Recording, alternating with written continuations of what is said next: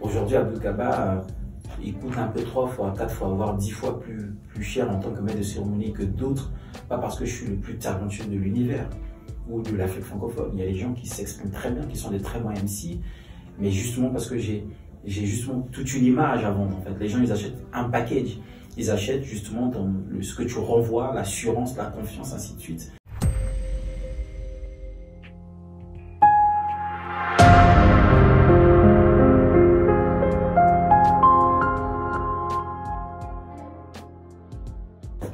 Bonjour, je suis Abdoul Kaba. Vous regardez l'émission Messieurs sur Boila TV. C'est un réel plaisir d'être avec vous. Je suis maître de cérémonie. Je suis également gérant d'une entreprise qui s'appelle Kabali Solo, qui propose des services de communication d'entreprise, de stratégie marketing, de production audiovisuelle et de digital. Je suis très heureux d'être avec vous. Nous sommes en direct de Boila TV. J'ai 2 caméras, je peux jouer avec les deux. C'est magnifique. Salut. Bonjour Abdoul, bienvenue dans ce magazine d'expériences professionnelles et de vie.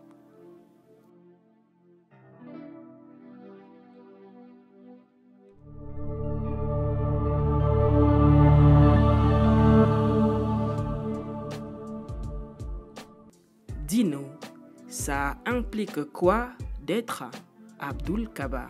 Moi, en tant qu'Abdoul, je ne vis pas ma vie étant comme Abdoul Kaba. Ah oui, ce serait une grave erreur. Quand vous êtes une personnalité publique, vous ne pouvez pas vivre votre vie. Oui, de temps en temps, on peut le vous rappeler à travers les selfies, à travers la notoriété, les j'aime, les likes, les photos dans la rue, à travers le cachet, tout ce que vous voulez. C'est vrai que ça devient difficile de dissocier la personne et la personnalité à un moment donné. Mais moi, franchement, j'ai choisi de vivre ma vie en étant moi, simplement. Le petit jeune Congolais qui essaie de faire sa vie. Donc je ne me lève pas le matin en disant « Abdoul Kaba vient de se réveiller ». Non, je ne fais pas. Je ne le fais pas. Impossible pour toi de passer inaperçu dans les villes de ton pays, Brazzaville notamment. Comment tu gères ta notoriété? Comment je gère ma notoriété? Parce que je ne passe pas inaperçu dans les villes de Brazza. Bon, dans quelques villes en plus, non, il n'y a pas que Brazza. Je plaisante. Non, mais bon, vous savez, nous les hommes de médias, on devrait ne pas se considérer comme des stars. Ça, c'est déjà important. On n'est pas des stars, on n'est pas des chanteurs. On ne fait pas ce métier pour devenir la superstar. Un chanteur, il en a besoin, justement, tu vois, parce que ce qui vend la billetterie, ce qui vend les places sur scène, ce qui vend, c'est l'influence et la notoriété de l'artiste. Maintenant, nous, dans notre métier à nous, la notoriété vient plus ou moins donner une espèce d'aura à ton travail. Mais tout ça, c'est pour justement rester très déontologique. Un journaliste, il est là soit pour divertir, soit pour informer, soit pour éduquer, selon l'axe sur lequel vous avez choisi d'évoluer, de faire évoluer votre carrière. Et la notoriété vient que justement renforcer ça, mais vous devez rester professionnel. C'est-à-dire que si vous êtes un super présentateur de JT, même si vous êtes aussi renommé que PPDA, donc Patrick Poivre d'Arvor. Ouais, en tout cas, si vous êtes aussi célèbre que lui, vous voyez que lui, il continue de présenter son JT. Il reste professionnel, il reste carré, et puis la notoriété lui permet peut-être d'écrire des livres, de se convertir à d'autres passions, de dénoncer les causes. Mais en tant que journaliste ou homme de médias, la notoriété ne fait pas de vous une star, non. Ça vient renforcer votre corps de métier et vous permet justement de pouvoir être plus influent, plus imposant. Quel discours tu tiens face à cette jeunesse congolaise qui, en toi, voit un modèle de réussite? Le discours, c'est celui de la qualité. Je pense qu'ils sont au courant qu'il faut beaucoup de sacrifices pour pouvoir forger un personnage ou pouvoir réussir une carrière. Donc à cette jeunesse-là, je viens pas en mode professeur. Tu vois, je dis pas aux jeunes, je suis votre maître et suivez-moi ou je suis non. Je viens en disant que peu importe ce que vous entreprenez dans la vie, il faut garder l'esprit de la qualité. C'est important. Que tu sois un artiste, que tu sois un homme de médias, que tu sois un entrepreneur, que tu sois un étudiant, il faut que tu arrives à proposer en permanence de la qualité. Ne misez pas sur la quantité ou sur la forme, ainsi de suite. Restez des gens de fond, des gens de principe, des gens de valeur. Et la qualité, c'est important. La qualité du travail. La qualité dans le rendu, la qualité dans ce que tu fais, la qualité dans le sens de l'engagement, la qualité dans tout. Parce que de nos jours, on a oublié la qualité. On a oublié ça, le mot qualité, que ça soit qualitatif. Aujourd'hui, je passe sur Bois la TV dans l'émission Messieurs. Si c'est une émission pourrie qui a un résultat pas qualitatif, je viens pas, tu vois. Peu importe ce que vous entreprenez, faites-le avec soin. Et si c'est pas fait avec soin, c'est à refaire. Parlant soin, justement, ce mot qui revient souvent dans ton langage, que représente pour toi spécialement l'hygiène corporelle? Elle est bonne celle-là. Est-ce que j'ai un rapport particulier avec l'hygiène corporelle? Bon, moi, je suis sensible aux gens qui sentent pas bon. Voilà. Moi, déjà, si j'arrive quelque part, je suis arrivé ici, tout le monde sent bon, c'est bon, je m'assois, tu vois. Mais non, ça peut être, après, ça peut être, tu vois, ça peut, je sais pas, moi, je pense que c'est, et heureusement pour moi qu'on est arrivé, c'est dépassé, qu'aujourd'hui, qu'un homme dise, quand quelqu'un dit oui, moi, en tant qu'homme, je préfère prendre soin de moi, tu vois. Mais allez, avant, ça faisait trop efféminé, ça faisait, il a des tendances un peu bizarres. Mais non, moi, j'aime bien l'hygiène corporelle, j'aime l'hygiène de vie. J'aime avoir une belle chemise, j'aime avoir un bon pantalon bien repassé, je me sens bien dans ma peau. Voilà, ça me met en confiance déjà aussi. Donc voilà, moi je trouve que, et puis le soin, ce n'est pas que le soin corporel. Aujourd'hui, la sointologie, c'est une idéologie qui incite ou qui interpelle la jeunesse, les jeunes, en se disant que la sointologie, c'est une doctrine qui consiste à prendre soin de soi et de son entourage. Donc c'est tu prends soin de toi et de ton entourage. Donc moi, je suis dans cet état d'esprit où il faut faire justement tout avec soin. Et le soin peut être relié à la qualité, tu vois, et aux finitions. Les gens, ils ont oublié le sens du détail. Moi, je vais dans le détail. Je trouve que, c'est même la Bible qui va pas me rendre, qui dit que si tu es fidèle dans les petites choses, bah, tu le seras également dans les grandes choses. Donc, peu importe tes moyens, il y a moyen vraiment. Là, je suis dans un studio. C'est pas un studio hollywoodien. C'est pas une grande chaîne de télé, mais Bois la TV, tu arrives, tu as un très beau fauteuil, tu vois, tu es assis confortablement, mes pieds sont allongés, j'ai 2 caméras identiques, j'ai le même rendu d'image. Je sais pas si tu comprends le sens du détail, parce que tout est dans le soin, tout est dans la qualité, tout est dans le résultat. Et quand le résultat, il est soin, il est bien raffiné, il est sobre, il est qualitatif, ben vous devenez justement quelqu'un de visionnaire, quelqu'un de grand en fait. Et c'est Youssoufa qui disait, mieux vaut faire des petites choses avec grandeur. Un peu. Donc voilà, c'est ça le soin. Le soin, c'est ça. Est-ce que quelque part ça ouvre les portes? Ça t'a ouvert les portes, le fait que tu fais attention à tout ça? Oui, ça m'a ouvert les portes. Aujourd'hui, Abdou Kaba, il coûte un peu 3 fois, 4 fois, voire 10 fois plus cher en tant que maître de cérémonie que d'autres. Pas parce que je suis le plus talentueux de l'univers ou de l'Afrique francophone. Il y a des gens qui s'expriment très bien, qui sont des très bons MC, mais justement parce que j'ai justement toute une image à vendre. En fait, les gens, ils achètent un package. Ils achètent justement dans ce que tu renvoies, l'assurance, la confiance, ainsi de suite.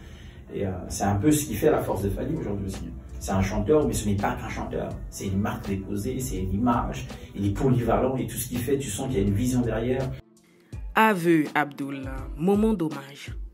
Cite nommément la personne sans qui tu ne serais jamais devenu Abdoul Kaba. Une seule personne à qui je dois ma carrière. Non, c'est pas facile. Non, c'est pas facile, je te jure. Non, une seule personne, c'est pas possible. C'est pas facile. C'est pas possible. Parce que j'ai beaucoup de gens qui ont contribué. Déjà, les femmes de ma vie. Les femmes de ma vie, toutes les femmes que j'ai pu rencontrer, que ce soit en une aventure, en une relation sérieuse, elles ont forgé. Moi, j'ai appris à bien me coiffer, c'est une femme. J'ai appris à m'habiller, c'est une femme. J'ai appris à nouer la cravate, c'est une femme. Tu vois, c'en est une autre, ainsi de suite. Je veux dire, non, il y a trop de gens qui ont contribué. Professionnellement, n'en parlons plus. Tu as l'honorable Ebouba Claudia Sassou Nguesso, tu as Alain Yam, tu vois, tu as des gens qui ont, non, tu as Michel Moutombo-Cartier. J'ai un peu du tout, de tout le monde, tu vois, un tout petit peu de tout le monde. Donc c'est, non, c'est pas facile. Aujourd'hui, je suis concentré sur Kabali Solo. Ben, j'ai des partenaires, j'ai Ange Fanotti, j'ai Pierre-Louis Massoutier. Je vais pas les nier aujourd'hui, parce que dans ma peau d'entrepreneur, ils m'aident beaucoup. J'ai Vonxi Olivier Romain, c'est des noms qui sont importants dans ma carrière d'entrepreneur, dans ma structure, tu vois un peu. Mais dans les médias, j'ai d'autres noms. Je sais pas moi, sur la scène, j'ai d'autres noms, tu vois un peu. Tu vois, j'ai un Zakir Babas qui une fois me voit sur scène, Zakir Babas où je présente le concert de Fally, Shark Club. Je commence bien, je présente, et puis à un moment donné, il me dit une phrase. Et pour moi, à ce moment-là, cette phrase, elle a contribué, parce que tu vois, il me dit, tu aurais pu. J'ai dit, ouais, t'as raison. Tu as des moments où on te dit des phrases et ça s'illumine tout seul, tu vois. Donc, c'est des mots, c'est des conseils des gens. C'est des gens, Marie Kassamba, que tu rencontres qui te disent, c'est très bien mon petit. C'est très très bien. Moi, je pense que tu es sur la bonne voie. Tu pourrais faire ça, ça, ça. Tu vois, pour moi, c'est les gens. Et puis, sur les réseaux sociaux, je réponds aux commentaires de tout le monde. Tu écoutes les commentaires. Ah non, c'est bien, mais fais aussi ça. Tu vois, la masterclass, j'ai pas créé la masterclass, mais je suis l'un des premiers MC, en tout cas l'une des premières personnalités à faire seul à l'affiche une masterclass, du moins dans les deux Congos. Je sais pas, tu vois un peu. Mais c'est pas moi, c'est les gens qui disaient Abdou fait une masterclass. Tu vois, Donc non, je me construis en fait du public, des gens, des amis, des collègues, des connaissances, des femmes, de tout le monde en fait. De toutes les scènes que tu as faites, quelle est celle qui t'a jusque-là le plus marqué? Non, on va dire la scène qui a vraiment complètement changé ma carrière, ça va être le Bercy de Fally. Ah oui, ça 28 000 personnes devant toi. J'ai dit, je viens du Congo-Brazzaville, je m'appelle Abdoul. 28 personnes répondent, Kaba, tu es Abdoul Kaba. Non, et puis ça m'a donné, ça a confirmé mon statut de MC international. Voilà, ça va être le Bercy de Fally. Ouais. Quelle est ton ambition la plus démesurée? Mon ambition la plus démesurée, c'est d'avoir une espèce de conglomérat des médias. Donc à Balisolo, avoir une grande, je ne vais pas pouvoir étaler mes projets, mais je vais vraiment, et je rêve, parce que si je dis je veux, attention, je rêve et je souhaiterais que le Congo-Brazzaville et la République démocratique du Congo deviennent, si tu veux, les plateformes des médias en Afrique francophone. C'est démesuré quand même, tu vois un peu.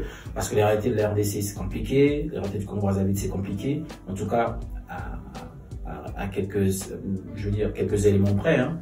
Mais on présente aussi un climat d'affaires très favorable.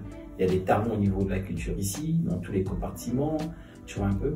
Et je pense que c'est un rêve qui peut devenir réalité. Sur scène, quel est ton secret pour dompter la peur? Alors, je vais me référer à la dernière scène que j'ai pu faire. C'est celle des 20 ans de l'OCDA, donc l'Organisation des Premières Dames d'Afrique pour le Développement.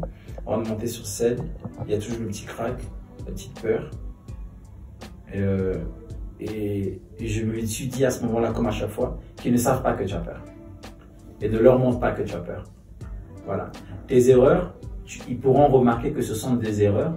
Ils ne pourront remarquer que ce sont des erreurs que lorsque tu pourras le leur montrer. Mine de rien, c'est ça en fait. Quand tu mets des cérémonies, quand tu arrives sur scène, ou peu importe ce que tu fais dans les médias, les gens perçoivent seulement que c'est une erreur lorsque tu leur fais percevoir que c'est une erreur. Mais lorsque tu ne fais pas percevoir que c'est une erreur, ils se disent que c'était prévu. Donc voilà, ça m'aide. Ça m'aide.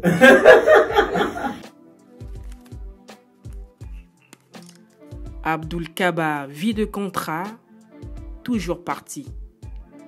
Celle qui partage ta vie, comment elle vit toutes ces absences?